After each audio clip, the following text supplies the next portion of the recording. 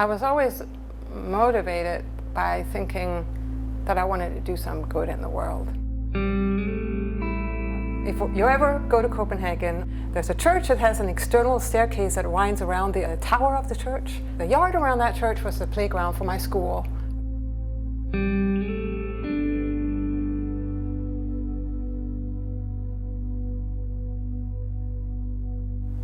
He decided that he wanted to help the street people of my town. He figured out that if he could develop a monopoly on newspaper collection in my hometown, he could make a lot of money. And then he started with this money a soup kitchen. He never saw himself as any better than any person who walked into that soup kitchen, and they knew it, and they loved coming there. That was such an inspiration to me growing up. He didn't have any education. He had truly what you could say Terry Sanford embodies, an outrageous ambition that he could do this, and that he was just going to make it happen. I was young and naive and thinking I could change the world. And we had to do everything for ourselves. We had to act, we had to direct, we had to book our own gigs, we had to find our own housing, we had to repair our many times broken down van when the axle went for the umpteenth time. The moment I really realized that I needed more education was when I made a big mistake. I was in China at the time in the late 80s. We were itinerant, so we moved a lot, but we were in this alley for a couple of weeks. We were staying at this hotel.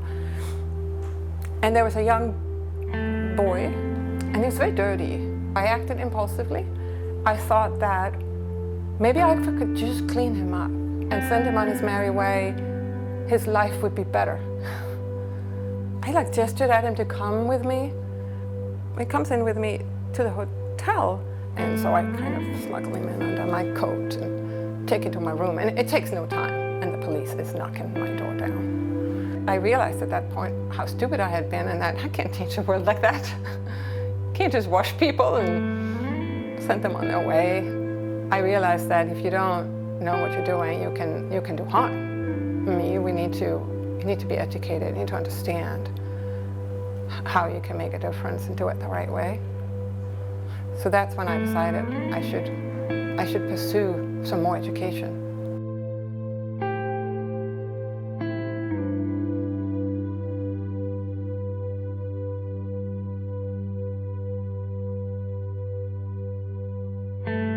It's okay to have a certain level of naivety about the kind of difference you can make. I certainly had that, but come to a public policy school and learn how to take that ideology, that passion, and get the skills to actually make a difference.